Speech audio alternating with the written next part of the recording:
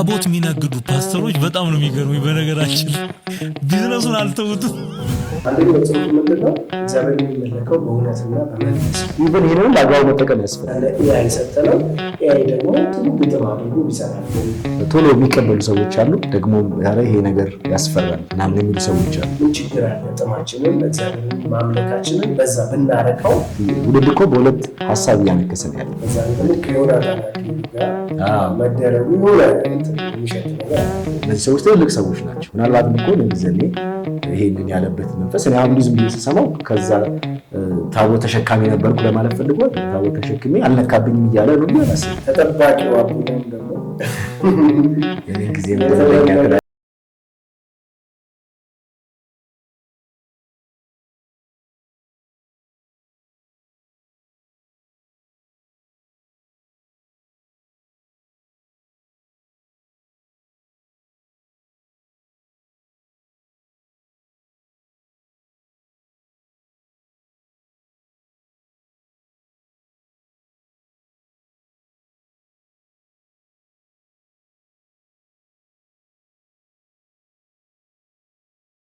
እግዚአብሔር ቤተሰቦች እንደምናችሁ።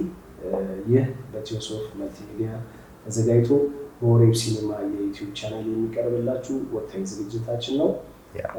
አዘጋጅተን የምናቀርብላችሁ እኔ ተስፋ አምባዬ፣ እኔ ደግሞ ቴድሮስ ኮርሜ። ዛሬ እንግዲህ በፊታችሁ እንድንቀርብ ያደረገን ሀሳብ ምንድነው?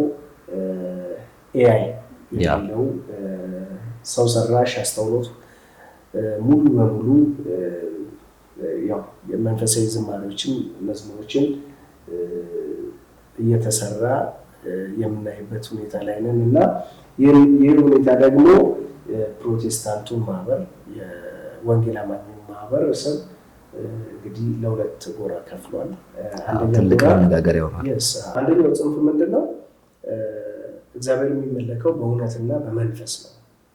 በተጨማሪም ደግሞ እግዚአብሔር ራሱ ነው ለዘማሪዎች ዜማንም ግጥምም የሚሰጠው የሚል እንትን አለ እና ምናልባትም ኤአይ ግጥምና ዜማውን የራሱ ስታይሎችንም ጨማምሮ የሚሰራው ነገር ቆንጆ ቢሆንም ግን ደግሞ እግዚአብሔር የሚያመልከው በእውነትና መንፈስ ስለሆነ ኤአይ ይህንን ነገር አያሟላም የሚል አንድ ጽንፍ ሲሆን፣ ሁለተኛው ደግሞ ምንድነው?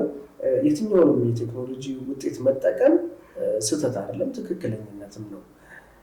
እንደውም አሁን ያሉት ዘማሪዎች ከእግዚአብሔር እየተቀበሉ ለእኛ ጥሩ ዝማሬ እየሰጡን ስላልሆነ ምን ችግር አለው? ራሳችን ከእግዚአብሔር ጋር ባለን ግንኙነት እግዚአብሔርን ማለት የምንፈልገው ነገር አለ። ይህንን ሀሳብ ይዘን ከዛ ለኤአይ ሰጥተነው ኤአይ ደግሞ ጥሩ ግጥም አድርጎ ቢሰራልን፣ ዜማውን አሳምሮ አጣፍጦ ቢሰጠን፣ እንደገና በምንፈልገው ደግሞ የሙዚቃ ስልት አሰርተን በሚማረከን ስልት እንትን ብናደርገው ምን ችግር አለ? ጥማችንን እግዚአብሔርን ማምለካችንን በዛ ብናረከው ምን ችግር አለ የሚል ሀሳብ አለ እና ቴዳይ በዚህ ዙሪያ የታዘብከው ነገር ካለ? አዎ እንግዲህ የሰሞኑ ብዙ ግርግር የተነሳበት በወንጌላውያን አማኞች ዘንድ በጣም ኢሹ ነው፣ ሆት ኢሹ ሆኗል። አሁን እውነትም ነው ደግሞ ነገሩ የሚያነጋግር ነው። ደግሞ ሰው ደግሞ የተለያየ አመለካከት አለው፣ የተለያየ መረዳት አለው። ሁሉም ሰው አንድ አይነት እውቀትና አንድ አይነት ማስተዋል፣ አንድ አይነት አመለካከት የለውም። ስለዚህ ሁለት ቦታ ሊከፈል ይችላል። ምንም ነገር ከድሮ ጀምሮ ቴክኖሎጂ የሆነ ነገር ሲመጣ ቶሎ የሚቀበሉ ሰዎች አሉ፣ ደግሞ ኧረ ይሄ ነገር ያስፈራል ምናምን የሚሉ ሰዎች አሉ። ለምሳሌ ኢቭን ከእንደዚህ ከእንትን ብንወጣና አንዳንድ ቴክኖሎጂዎችን ብናይ መኪና ሲመጣ፣ ስልክ ሲመጣ ምናምን የሆነ ነገር ሲመጣ ያጋንንት የሴጣን ምናምን የሚባሉ ነበሩ ብዙ እንትኖች፣ ሰዎች ቶሎ አይቀበሏቸውም። አሁን ግን ደግሞ ተቀብለን ተሻሽሎ ስልኩም እንደዚህ ሆኖ በጣም ስማርት ሆኖ በጣም የተለየ እንትን አምጥቶ ለውጥ አምጥቶ ደግሞ አሁን እየተጠቀምንበት ያለ ትራንስፖርት ልክ እየተጠቀምን ያለ ነገርን ያቀላል። ገብቷል። በእግርህ የሆነ 4 ሰዓት መንገድ ከምትሄድ በመኪና በደቂቃዎች ብትደርስ ትልቅ እንትን አለ። ለምሳሌ አውሮፕላን አሁን የሰው ፈጠራ ነው። የሆነ ሀገር የ4 ሰዓት የ5 ሰዓት መንገድ ምናምን በደቂቃዎች ብትሄድ የሆነ ማለት ከሩብን በታች ቢቀንስልህ ትልቅ እንትን ነው ግብአት ነው ማለት ቆንጆ ነው። ቴክኖሎጂ ይጠቅማል ማለት ነው። ስለዚህ ሰው የሆነ ነገር ሲመጣ ይፈራል። ከዛም በኋላ ግን ነገሩ ግዴታ ሲሆን ለሰው ልጆች አስፈላጊ ሲሆን ያን ነገር እያደረገው ይመጣል። ቤተክርስቲያን ደግሞ የሚመጣ መሳሪያዎች የሙዚቃ መሳሪያዎችን ድሮ ቤተክርስቲያን ላይ ኪቦርድ ሲመጣ የተለያዩ ነገሮች ሲመጡ መቀበል ከብዶ ነበር የሙዚቃ መሳሪያዎች። አሁን ግን ካለ ኪቦርድ መዘመር የማይቻልበት ደረጃ ተደርሷል። አየው። ስለዚህ እነዚህ የፈራናቸው ቴክኖሎጂዎች ዞሮ ዞሮ እኛን አሁን ወርሰውናል። በአንድም በሌላ እየተጠቀምንባቸው ትላንትና የገፋናቸው። አሁን ደግሞ የሰው ልጅ ሁልጊዜ እግዚአብሔር እንዲፈጥር አድርጎ ስለሰራው አይምሮም ስለባረከው እንዲመራመር አድርጎ ስለፈጠረው ደግሞ አዲስ ቴክኖሎጂ ደግሞ ይዞ መጣ። ከዚህ በኋላ ሌላ ነገር ይመጣል ብለን እንጠብቃለን። ከዚህ በፊትም ደግሞ ዩቲዩብም እንደገና ደግሞ ቲክቶክ፣ ሶሻል ሚዲያዎች፣ ፌስቡክ፣ ሶሻል ሚዲያ ፕላትፎርሞች ሲመጡ ራሱ የሰይጣን ነው የሚልና የሚፈራ የመሸሽ ነገር ይታያል። ግን ደግሞ ሌሎች ሰዎች ከተጠቀሙት በኋላ ደግሞ እንደገና ደግሞ መልሶ ሰዎች ከተጠቀሙበት በኋላ መልሶ የመግባት ነገር ይታያል። እውነት ነው። በጊዜ ብናደርገው ጥሩ ነው። እንደ በእግዚአብሔር መንፈስ መርምረን ነገሩን እግዚአብሔር ቃል ሲናገር ምልህ አንዳንዴ አንተ የምተኛ ንቃ ይላል፣ ከሙታንም ተነሳ ክርስቶስም ያበራልሃል ይልና ከዛም በኋላ ስለ ዘመኑ ክፋት ይናገራል። ስለ ቀኖቹ ክፋት ይናገራል። ቀኖቹ ክፉዎች ናቸው። ከዛ ዘመኑን ዋጁት ይላል። አየህ፣ ዘመኑን መዋጀት ያስፈልጋል ማለት ነው። ሌላ የተሻለ ነገር አንጠብቅም። ነገ የሆነ ጥሩ ነገር ምናምን መንፈሳዊ ነገር ይመጣል ብለን አንጠብቅም። የዚህ ዓለም ገዢ ከእግዚአብሔር ጋር የሚለይ ነገር ይሄን የሰው ፍጥረት እግዚአብሔር የሚለይ ነገር በማምጣት ተጠምዶ ነው ያለው። አሁን የሆነ ነገር ይመጣል። ክፉ ነው፣ ነገ እኮ ክፉ ነው። ነገን ግን የምትዋጀው አንተ ነህ በእግዚአብሔር መንፈስ ሆነ። የሚመጡ ነገሮች አሉ፣ በሰው አይምሮ የሚፈጠሩ ብዙ ነገሮች አሉ። ያንን ግን የታርገ ተዋጀዋለህ። አሁን ቅድም ሶሻል ሚዲያ ያነሳ ሶሻል ሚዲያ በሰዓቱ ብንጠቀምበት ኖሮ አግባቡ ጥሩ ይጠቅመናል። ደግሞ በአንድ ጽንፍ ስታየው ደግሞ በጣም ደግሞ ሶሻል ሚዲያ ደግሞ ንቅ አድርጎ ሰዎችን ካሉበት የመንፈሳዊ ትጋት ከተለያየ ነገር ደግሞ ወደ ኋላ ሲጎትት ታያለህ። ገብቶሃል? ትናንትና የምትጸልይበትን ሰዓት ዛሬ ቲክቶክ ላይ በመግለጽ ስታሳልፍ ረጅም ሰዓት ትወስዳለህ። ከእግዚአብሔር ጋር የነበረ ንብረት ትቀንሳለህ። አየህ፣ ኢቭን ይሄንን በአግባቡ መጠቀም ያስፈልጋል። አያስፈልግም ብሎ መጣል አይቻልም። ደግሞም እየተጠቀሙ ደግሞ በአግባቡ ካልተጠቀሙ ደግሞ ሌላ ጥፋት ነው ማለት ነው። ስለዚህ እያንዳንዱ ነገሮች የሚመጡትን ነገሮች በመልካም ነገር መጠቀም መተርጎም ይቻላል። አሁን ዛሬ እንግዲህ ዋና አጀንዳችን ኤአይ ስለሆነ ስለሱ ሞር አተኩረን ብናወራ ደስ ይለኛል። ምንድነው ይሄ በጣም ትንሽ ከባድ አይነት እንትን ነው። አሁን አምልኳችንን ስለነካ ትንሽ ሆቲሽ የሆነው ነገሩም ማለት ነው። እንግዲህ ኤአይ አሁን ሙዚቃ ሰርቶልህ ግጥም ምንም አዘጋጅቶ ዜማው ምናምን በምትፈልገው አይነት ስልት መዝሙር አድርጎ ይሰጣል። መዝሙር ይሁን አይሁን እሱን እግዚአብሔር ነው የሚያውቀው። እንደ እግዚአብሔር ቃል እናየዋለን። አያስፈልግም ማለት አንችልም። ቴክኖሎጂ ነው። ኦልሬዲ ትላንት የገፋናቸውን ዛሬ ተጠቅመንባቸዋል። ይሄም ደግሞ ጊዜው ያመጣው ነገር ነው። ግን እንዴት እንጠቀመው ነው የዛሬ ሐሳባችን።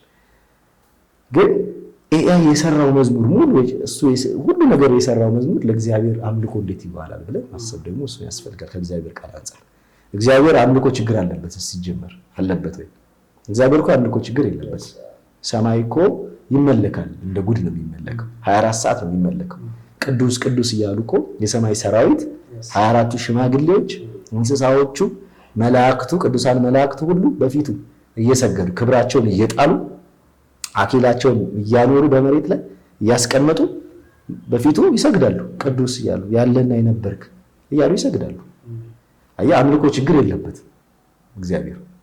ግን አሁን በዚህ ዘመን ማለት እኛ ከሰው ልጅ ደግሞ የሚቀበለው አምልኮ አለ አይደለም?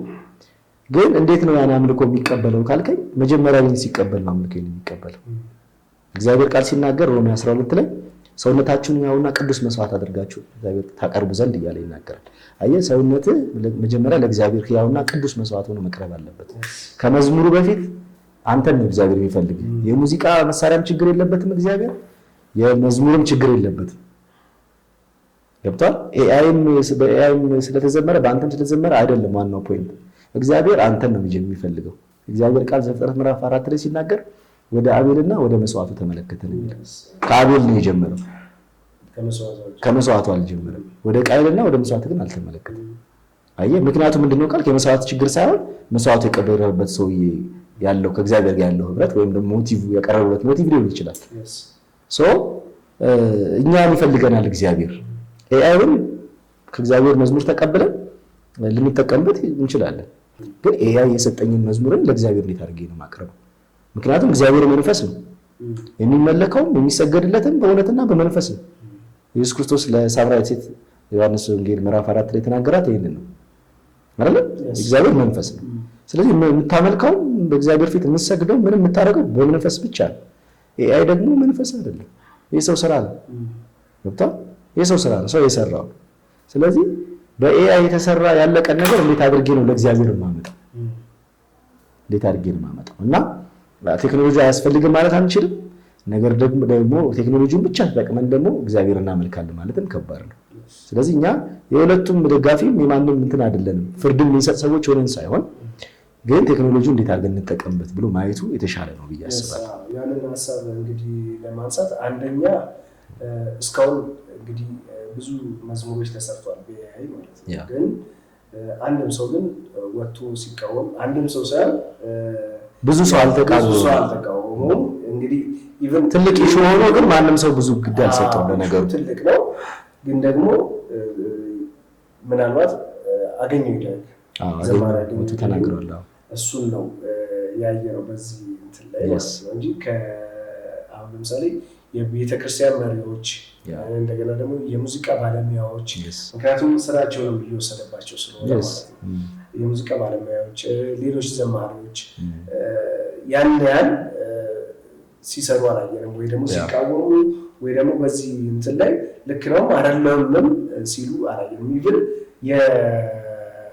የአገኘው ይደግን ቪዲዮ ላይ ራሱ ብዙ ትልልቅ ሰዎች አስተያየት ሲሰጡበት አልታየንም ማለት እሱ በድፍረት ወጣ ግን እንትን አለም ግን ኃላፊነት የለባቸውም ወይ ማለት የቤተክርስቲያን መሪዎች የሙዚቃ ባለሙያዎች ዘማሪዎች እንደገና ደግሞ የቴክኖሎጂው ራሱ ባለሙያዎች ማለት ቴክኖሎጂን በደንብ የሚያውቁት ሰዎች ኃላፊነት የለባቸውም ማለት ይህንን ነገር ቴክኖሎጂ ለምን እንደሚሰራ ይታወቃል። ምክንያቱም ቴክኖሎጂ አሁን የኤአይ ቴክኖሎጂ ለጥራት ለተደራሽነት ምናምን በጣም አስፈላጊ ነው ማለት ጥራቱም ቆንጆ ነው ተደራሽም ነው ማለት ሁሉንም ሰው መንካት ይችላል። ግን ምንድነው እነዚህ ሰዎች ኃላፊነት የለባቸውም ወይ ማለት እንዲህ ነው ብለው ሊያስረዱን አይችሉም ወይ? እንደውም ከኛ ይልቅ እነሱ ቢያወሩት ደግሞ ሞር የተሻለ ነበር። ምክንያቱም አንደኛ ከሙዚቃ አንፃር ሙዚቀኞች ጥሩ እውቀት ያላቸው በሙዚቃ ብዙ ዓመት ብዙ ጊዜ የሰሩ ብዙ በሙዚቃ ዓለም አስተዋጽኦ ያደረጉ ብዙ ሙዚቀኞች አሉ። ይሄ ሊናገሩ የሚገባ ማለት አሁን እኮ የትውልድ ጥያቄ እኮ ነው። ትውልድ እኮ በሁለት ሀሳብ እያነከሰን ያለው ገባል። ይሁን አይሁን ይቻላል አይቻልም እግዚአብሔር ይቀበላል አይቀበለው የሚል ብዙ እኮ ውዝግብ ነው ያለው እና ይሄ የሚመለከታቸው ሰዎች አሉ። ለምን ዝም እንዳሉ ባላቅም ከዚህ በኋላ እኛም ጥሪ እናደርግላቸው አይደል? አዎ ማለት መልስ መስጠት አለባችሁ። እውቀቱ ያላችሁ እኔ አውቃለሁ አሁን በአምልኮ ዙሪያ በመዝሙር ዙሪያ ብዙ እውቀት ያላቸው የሚያስተምሩ ሰዎች አሉ። ለምሳሌ ከዚህ በፊት ተምሬ አውቃለሁ ጋሽ ገዛኸኝ ሙሴ ታውቃቸው ከሆነ በጣም የተባረከው አባት የወንጌል አባት እና እሳቸው አሁን በዚህ ጉዳይ በጣም ያስተምራሉ። ሌሎችም ይኖራሉ አሉ ብዙ አሉ በጣም ብዙ እንትኖች አሉ የሚመለከታቸው ሰዎች አሉ ከኛ ይልቅ። ምክንያቱም ብዙ ሰው ጥያቄ ውስጥ ነው ያለው መመለስ አለበት ዝም መባል የለበት እና ይሄን ጥሪ አድርገናል እኛ በበኩላችን። እንግዲህ ከዚህ ማለት አሁን እኛ አውቀን ወይ ደግሞ እንትን ነው ሳይሆን እኛ ጥያቄ ነው እየተጠየቀን ያለነው ኃላፊነት ያለባቸው ሰዎች ለምንድን ነው እየመጡ ያልሆኑት እና በዚህ ጉዳይ ላይ ለምንድን ነው ለሰው ግንዛቤ እየሰጡ ያልሆኑት?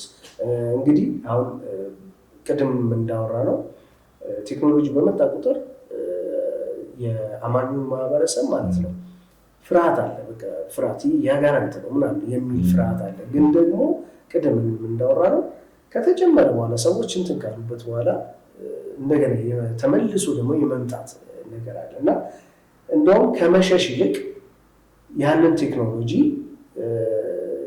የሚያጠና ሰዎችን አዘጋጅተው ቴክኖሎጂ እንዴት እንጠቀምበት እንዴት ብንጠቀምበት ለእግዚአብሔር ክብር ማዋል እንችላለን የሚሉ ሀሳቦችን አመንጭተው ብንጠቀምበት ለማህበረሰቡ ወይ ደግሞ ለምዕመኖቻቸው ቢያስተምሩበት ብዙ ጥፋት ሳይመጣ ራሱ እኮ መናገሩ ጥሩ ነው እኮ።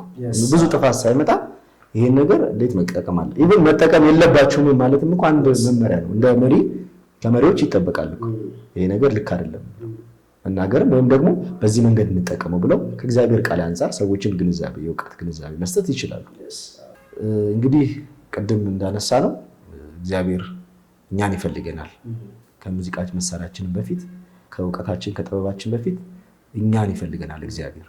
የድሮ ዘማሪዎቻችን እኮ እንደዚህ የተቀነባበረ ነገር ሳይኖር በጣም እንደዚህ አይነት ሙዚቃ መሳሪያዎች ሳይኖሩ በጊታር ክራር ዘምረዋል እኮ እስቲል እስካሁን የሚነኩን የምንባረክባቸው በእግዚአብሔር ፊት እንድንሆን የሚጋብዙ አይደል መንፈስ ያለባቸው ከህይወት የተቆረሱ የሚያራርሙ ድንቅ የሆኑ መዝሙሮች አሉ።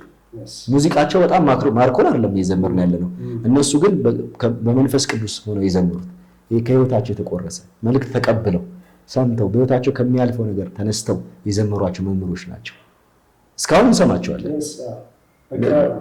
በክራር ያለ እንሰማ በጣም ደስ ብሎ ነው የምንሰማው። ገና ሙዚቃውን ምናምን ስትሰማው ሙዚቃ እንግዲህ በዛ አይነት ሙዚቃ አትረበሽም። እንደውም በጣም በመንፈስ ነው የምትነካው። አየህ ይህ መንፈስ ቅዱስ ይመሰክራል ማለት ነው። ምስክርነት ያስፈልጋል ማለት ነው። ስለዚህ ሙዚቃው ያስፈልግም ነው ያስፈልጋል። ጥሩ ነገር መስማት ሰው አለበት። አዎ አለበት። ግን ዋናውን መስመር ከለቀቀ ግን ትርጉም የለውም።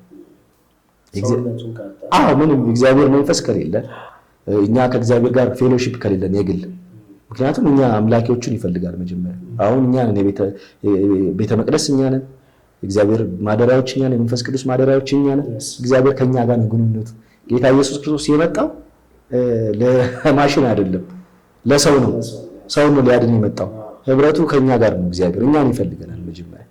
ከኤአይም ከምንም በፊት መጀመሪያ እኛን ይፈልገናል። እና ስለዚህ ኤአይ እግዚአብሔር ብቻውን እግዚአብሔርን ያመልካል ብለን ለዛ መልቀቅም ከባድ አይነት ጥፋት ነው የሚያመጣው።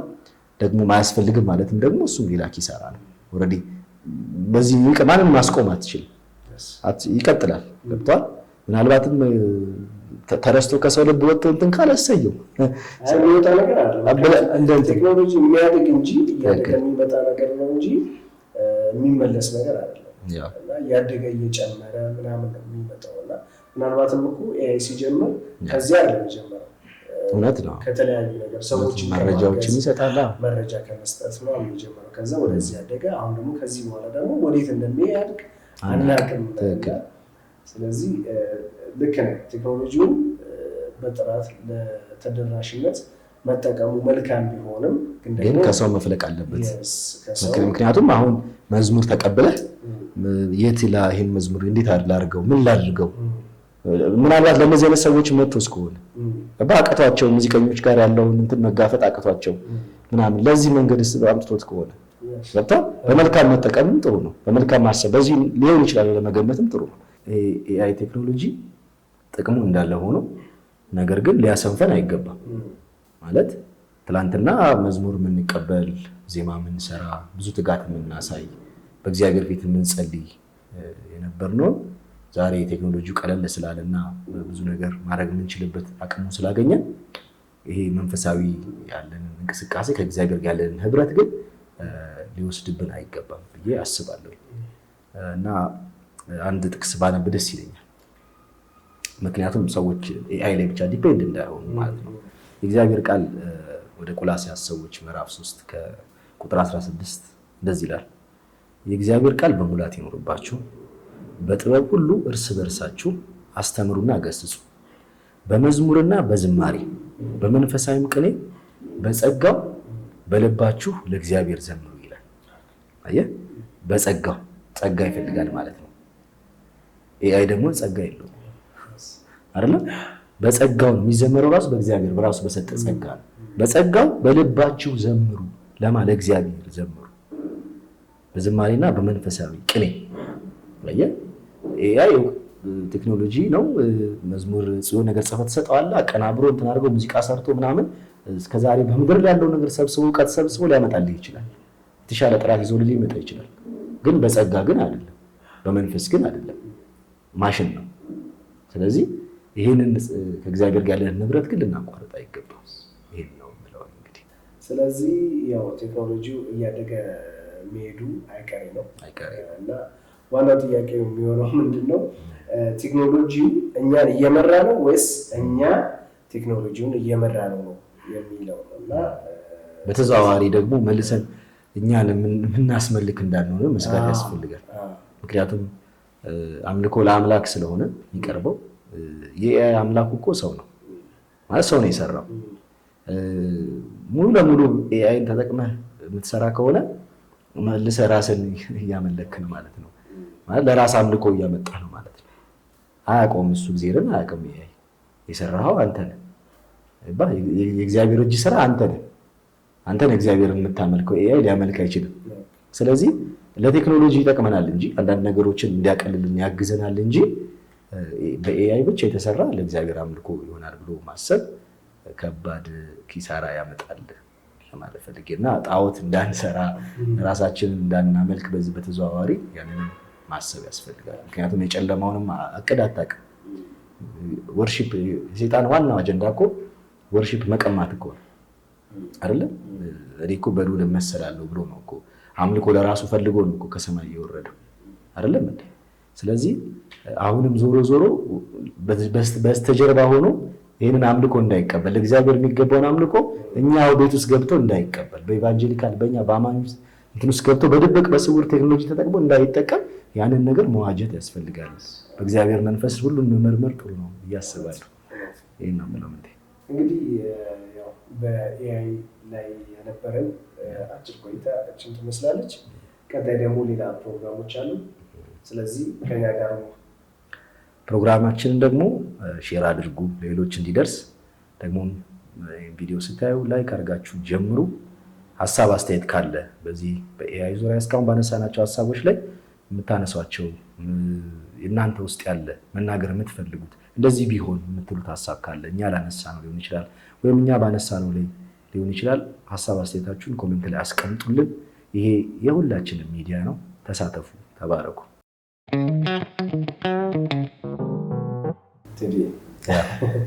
ሰሞኑን አንድ ትንሽ ቢሆን አነጋጋሪ የሆነች ጉዳይ ነበር። በትዝታው ሳሙኤል እና በአገልጋይ ዮናታን አክሊሉ ጋር የነበረ አንድ ፖድካስት ላይ በዛ ፕሮግራም ላይ ከታቦቱ ጋር በተያያዘ የተነሳ አንድ ሀሳብ ነበርና ያ ደግሞ አነጋጋሪ ነው። ያው ተጠባቂው አቡናም ደግሞ የምን ጊዜም ደረኛ ትላለህ። የተለመደውን እንግዲህ ያው እሱን ሰጥቷል። እንዴት ተመለከትከው? እንግዲህ እኔ ደስ አላለኝም። ብዙ ሰውም ደስ ይለዋል ብዬ አላስብም። የሚያስደስት አይደለም። ኖርማሊ ክፉ ነገር ማየት ለሚወዱ ሰዎች ምናልባት እንደ መዝናኛ ሊቆጥሩት ይችላሉ። ኔጌቲቭ ነገር ያው በዚህ ዘመን ጥሩ ነገር ብዙ ተሰሚነት እያጣ መጥተዋል እና ኔጌቲቭ ነገር ለማየት ለሚፈልግ ሰው ምናልባት ሊመች ይችላል።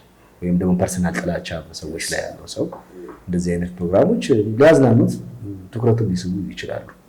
ነገር ግን እንደ ወንጌላውያን አማኝ የተነሳው ውጅንብር ይሄ ግርግር ደስ የሚል አይደለም። ምክንያቱም አንደኛ ፓስተር ትዝታውም አገልጋይ ዮናታንም የተነሱበት ሞቲቭ ደስ አላለኝም።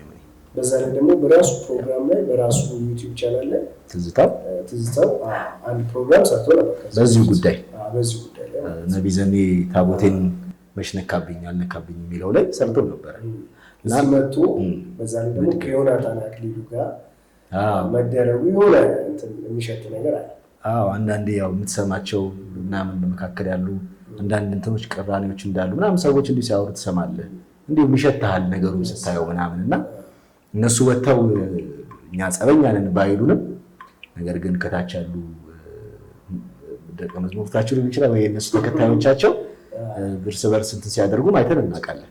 እንደውም የእነሱን ጸብ ብዙዎች ያዩት የአብርሃምና የሎጥ አይነት እንትን ነበር እና እረኞቻቸው ነበሩና ኦኬ አብርሃምና ሎጥ የተጣሉት እረኞቻቸው ናቸው። እውነት ነው። ቦታ አልበቃቸውም እና ከብቶቻቸው ሲበዛ ትንሽ ግጭት ተፈጠረ በሰራተኞቹ ወይ ደግሞ በጠባቂዎቹ ውስጥ። ከዛ ግን ያው አብርሃምና ሎጥ ለዚህ ግጭት ደግሞ የወሰዱት ደግሞ እርምጃ ነበር። ትክክል አይደለ? እኔ እናንተ ወንድማማቾች ነን፣ ስለዚህ መሬቱን ካልበቃን ተለያይተን ደግሞ አንተ ግራውን እኔ ደግሞ ቀኝ ይዛለሁ በሚል ያው በሚያስማማ መልኩ ተለያይተዋል። ግን እኛ አሁን መጀመሪያ እንደዛ ነበር የመሰለን፣ ግን አሁን ነገርየው ሲታይ ግን አብርሃምና ሎጥ ሆኖ የረኞቹ ጸብ ሳይሆን የአብርሃምና የሎጥ አስመሰለው ነገሩ። በእርግጥ በዚህ ነገር ላይ ነቢይ ዘኔ መልስ ሲሰጥ አላየሁትም። የእሱ ነገር አላየሁኝም። ስላላየው ምንም ነገር ልል አልችልም። ግን ስለነሱ አለ ነገር ማለት ይቻላል። አንደኛ ብዙ የሚያስደስት ፖድካስት አይደለም። ምንም ማለት እንዲሁ ዝም ብለህ የሆነ ፌዝ ምናምን ሰው እንትን ለማድረግ ለማሾፍ ወይ ነገር ለማድረግ ካልሆነ በስተቀር ምንም የሚያስተምር ነገር የለውም በውስጡ። ሙሉን አይተዋል? አዎ አይቼዋለሁ። የሚያስተምር ነገር የለውም ማለት ይገባሃል ለምን እንደተሰራ ብቻውን የሰራውን አሁን ደግሞ ከሆናት ሀገር መጥቶ ይህን ነገር መስራት ይህን ኢሹ ማንሳት ምናምን አንዳንድ መጋቢዎች አንዳንድ እንትኖች እያሉ ይህን ነገር ማንሳቱ ብዙም አስፈላጊ ነው ብዬ አላስብም። ማለት እነዚህ ሰዎች ትልልቅ ሰዎች ናቸው። እግዚአብሔር ጊዜውን የሰጣቸው ሰዎች ናቸው። ከጀርባቸው ብዙ ተከታይ ያላቸው ሰዎች ናቸው። ለተከታዮቻቸው እነሱ ጋር ያለውን ችግርና እነሱ ጋር ያለውን ቅራኔ ይዘው እንደ መሪ ተከታዮቻቸውን ግን መልካም ነገር ቢያሳዩ ጥሩ ነበር ብዬ አስባለሁ። ምክንያቱም ይሄ ነገር ወደ ኋላ ይሄዳል፣ ይሄ ደግሞ ይጋባል። ይሄ እንትን ነው የሚሆነው ምሽግ ይዘው የተኳኮስ ነው የሚሆነው እና ከነሱ አይጠበቅ ስለሆነ ነው የደበረኝ። አይጠበቅም ከነሱ ደግሞ አንድ ጌታ የምታገለግል ከሆንክ አንዱ መንፈስ ጠጥተናል ይላል እግዚአብሔር ቃል ሲናገር።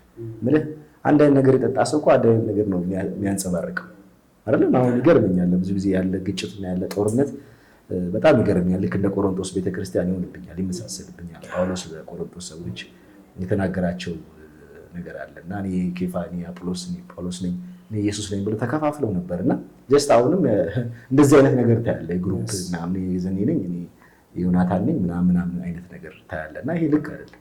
አንድ መንፈስ ከጠጣ አንድን ጌታ ከሚያመልክና ከሚያገለግል ሰው እና ደግሞ የበሰለ ብዙ ጊዜ ያገለገለ ትልቅ ተብሎ ፊገር የሆነ ሰው ከነዚህ አይነት ሰው እንዲህ አይነት ነገሮች አይጠበቁም።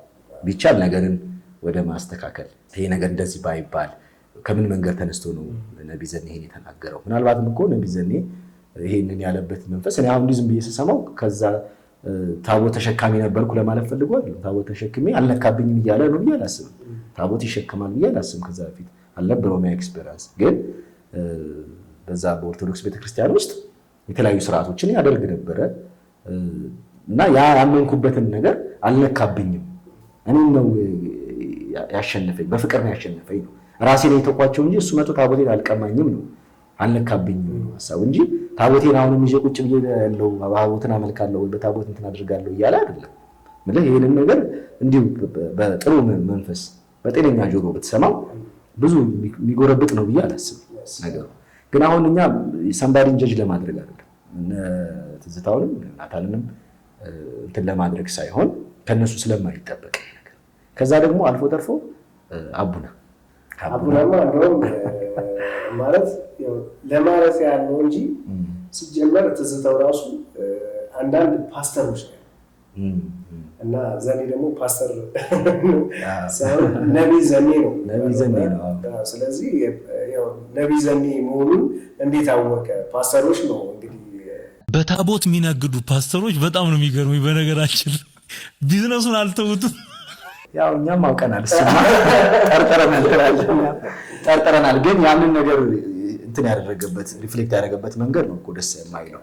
ብለህ ሰውን ለማረም ብለህ ድጋሚ አንተ ራስህ እንትን ስትሆን ከባድ ነው። አሁን አቡና ቅናቱ ምናምን ደስ ይላል እኮ እንትን እያደረገ ያለው ነገር ደስ ይላል። ግን ፍሬ አልባ እንዳይሆንበት ነገ በእግዚአብሔር ፊት ሲቆም፣ ምክንያቱም ወንድሙን የሚጠላ ነፍሰ ገዳይ ነው ይላል። በጥላቻ መንፈስ እንዳይሆን አሁን ምናልባት እሱ አልጠላቸውም ስራቸውን ምናምን ሊል ይችላል እኮ ግን ድርጊትህ ግን የሚገልጥ ከሆነ መጽሐፍ ቅዱስ ሲናገር እናንተ መንፈሳውያን የሆናችሁ ይላል እኮ ደካማውን ሰው በህዋነት መንፈስ አቅኑት ነው የሚለው። እኔ መንፈሳዊ ነኝ እኔ ልክ ነኝ ምናምን የምትል ከሆነ ከዛ ደግሞ የሆነ ሰው ሰንባሪ ደካማ ነው የሆነ ጸጽ አለበት አያስተምሩቱ ልክ አይደለም ወይ ምናምን ብለህ ካሰብክ ያን ሰው በሚያድን መንፈስ ነው ልትናገረው። ወንድምህ ነው ዞሮ ዞሮ በህዋነት መንፈስ አቅኑት ነው የሚለው። ከብታ ያን መንገድ ስትጠቀም ነው ሞር አንደኛ ለራስህ ትርፋማ ትሆናለህ። ነገ በጌታ ፊት ቆመ ጎሽ የሚያስብል ስራ እኮ አይደለም ይሄ።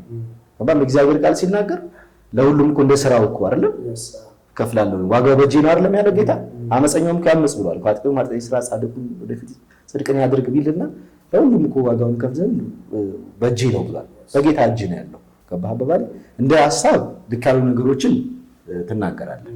ይሄ ቢስተካከል ምናምን ምክንያቱም መጽሐፍ ቅዱስ ወንድሞችን እንድናስታርቅ ነው እንጂ ወንድሞች መካከል ገብተን ሌላ ጸብ እንድንፈጥር እኛም አሁን ጸብ ለመፍጠር አይደለም። ይሄን ምንድነው ከነሱ ስለማይጠበቅ አደባባይ ላይ ወጣ ጉዳይ ስለሆነ በአደባባይ ምላሽ ለመስጠት ነው። ምክንያቱም እግዚአብሔር ቃል ሲናገር እግዚአብሔር የሚጠላቸው ነገሮች 6 ነገሮችን ይጠላል። ሰባተኛው ነፍሱ ትጸይፈዋለች ይላል። ይሄ ነፍሱ የምትጸየፈው ነገር በወንድሞች መካከል ጸብን የሚዘራ በጣም ከባድ ነገር እና እኛ ብንችል ማስታረቅ ከቻልን ማስታረቅ ካልሆነ ደግሞ የምንናገርበትን ነገር ይሄ ጥሩ በሆነ ተውን። አንድ ሰው እኮ ራሱ የሚሰማህ እኮ የሚመለሰውም እኮ በጤነኛ መንፈስ ስታደርገው የምትወደውን ሰው ነው ማለት እየወደድከው ስትናገረው ነው ሰው የሚሰማ። እየጠላኸው ጥላቻን እንትን እያደረግክ ምናምን የሆነ እያንቋሸሽከው አውርደው ዝቅ አድርገው እየተናገርክ ምናምን እግዚአብሔር አያጨበጭብልህም። እኛ እግዚአብሔር ጠበቃዎች ልንሆን አንችልም። እግዚአብሔር ምንም የፈለገው ማድረግ ይችላል። ገብቶሃል አይደል? ጌታ ኢየሱስ እንኳን ሲናገር ጴጥሮስ ሰይፉን አንስቶ እንትን ሲያደርግ እኔ እኮ ብፈልግ አለ መላእክቶች ጭፍራ ማዘዝ ይችላል አለ። ገባ? እግዚአብሔር ከፈለገው ነገር ያደርጋል። አንድ መልአክ እኮ በምድር ላይ ወርዶ እኮ 180 ሺህ እኮ ነው በአንዴ እሱን በቃ ተብሎ የፈጀው። እግዚአብሔር የሚፈልገው ማድረግ ይችላል። እንደ እግዚአብሔር ቃል መገሰጽ ጥሩ ነው እኮ ልክ ነው። ግን የምትገሰጽበት መንገድ የምትመልስበት መንገድ ልክ ሊሆን ይገባል ብዬ አስባለሁ። እኔ አቤል ጥሩ ቅናት ቢኖረው ግን ነገ ደግሞ የሚያሸልመው ቅናት ውስጥ ቢገባ ጥሩ ነው ብዬ አስባለሁ። እንደ ስሙ ደግሞ ቢሆን አይደለም አቤል ነው እኮ አቤል እኮ ወንድም ጠባቂ የቃየል መንፈስ ነው። የት ያለው ወንድም ሲባል እኔ አላየሁትም። እኔ ወንድም ጠባቂ ነኝ ያለው ስሙ አቤል ነው። እንደ ስሙ ምንልህ ቃየል ነህ እያልን አይደለም፣ ግን እንደ ስም መሆን አለብህ። አንተ የወንድሞች ጠባቂ ነህ። ይሄን ነው ማምነው። ሁሉንም ማንንም እንትን ለማድረግ አይደለም። ሁሉም ሰው ካሁን በኋላ ማለት ስፔሻሊ ትልቅ የሚባሉ ሰዎች በእነዚህ በአደባባይ በእንደዚህ አይነት ራሳቸውን ዝቅ አድርገው መገለጥ አለባቸው ብዬ አላስብም። ልክ አይደላችሁም ለማለት ነው። ይሄ አካሄድ ይሄ አደራረግ ልክ አይደላችሁም እንጂ ገሌ ምናምን ለማለት አይደለም። ሁላችሁንም እግዚአብሔር ነው የጠራችሁ፣ እያገለገላችሁ ነው። ግን እግዚአብሔር በሰጣችሁ ነገር በታማኝነት በቅንነት ዝቅ ብላችሁ ማገልገል፣ ነገ እግዚአብሔር ፊት ስትቆሙ የማታፍሩበትን ነገር ብትሰሩ እንላለን። ሌላ ፍርድ ግን ለመስጠት አይደለም። ወንድሞች አንድ መሆን አለባቸው። እግዚአብሔር ወንድምህን ጠልተህ አይሸልምህም፣ ነፍሰ ገዳይ ነው የሚል አይሸልምህም። ጠልተህ ምንም አይነት አገልግሎት ብታገለግል ሽልማት የለውም። ነፍሰ ገዳይ ደግሞ ይላል መንግስተ ሰማያት እንግዲህ ጥሩ ነገር ነው ብዬ አስባለሁ ያነሳው ሀሳብ። ተመልካቾች ደግሞ የራሳችሁን አስተያየት እንግዲህ በኮመንት ስር ማስቀመጥ ትችላላችሁ። ያያችሁበት እንትን እኛ ያየነው ነገር ይሄንን ነው፣ ይሄንን ይመስላል። እንግዲህ ፍርዱን ሳይሆን አስተያየቱን ግን እናንተ ሰጥተናል። ተባረኩ። እናመሰግናለን። ቀጣይ ሌላ ፕሮግራም ስላለ ወደ ቀጣይ ፕሮግራማችን እንሄዳለን። እሺ፣ ምንድነው ቀጣይ ፕሮግራማችን? አንዱ ካነሳናቸው ሀሳብ ውስጥ ማለት ነው ኤአይ ምን ይጎዳብናል ብለናል።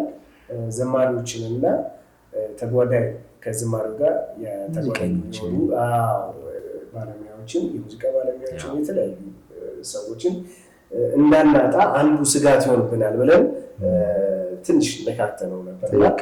ይህ ደግሞ ያው የቤተክርስቲያን መሪዎች ኃላፊነት እንደሆነ የተለያዩ ሰዎች ኃላፊነት እንደሆነ ያው በፕሮግራማችን ገልጸነዋል።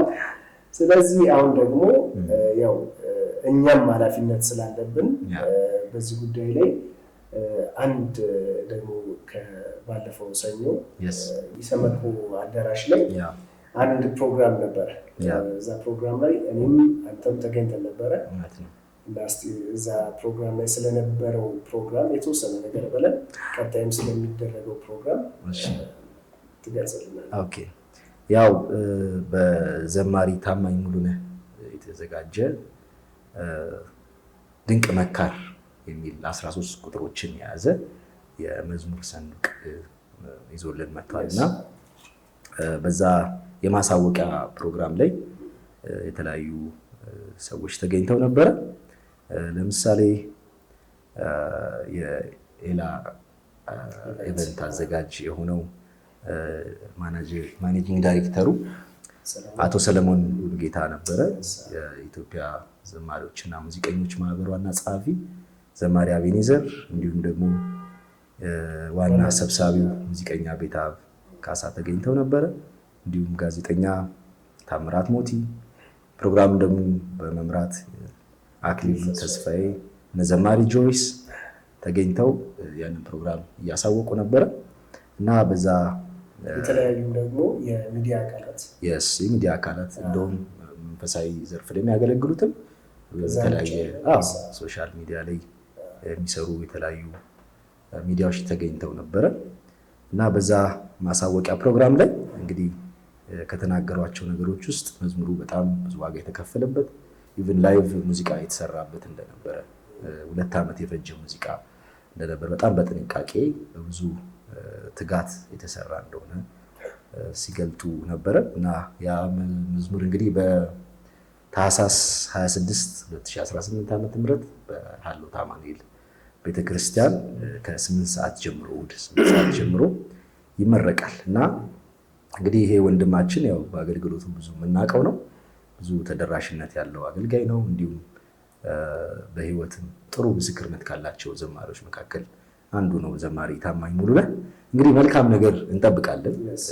እግዚአብሔር የሰጠውን መዝሙሮች መልሶ ለህዝቡ ደግሞ ያመጣና አብረን እንድናመልክ በእሑድ እንግዲህ ተቀጣጥረናል። በዚህ ፕሮግራም ላይ ሁላችሁም እንድትገኙ እንግዲህ በዘማሪ ታማኝና በአዘጋጆቹ ስም እንጠይቃለን። እግዚአብሔር መልካም ጊዜ ይሰጥናል ብዬ አምናለሁ። ጌታዬ መማፀን ያዋጣኛልና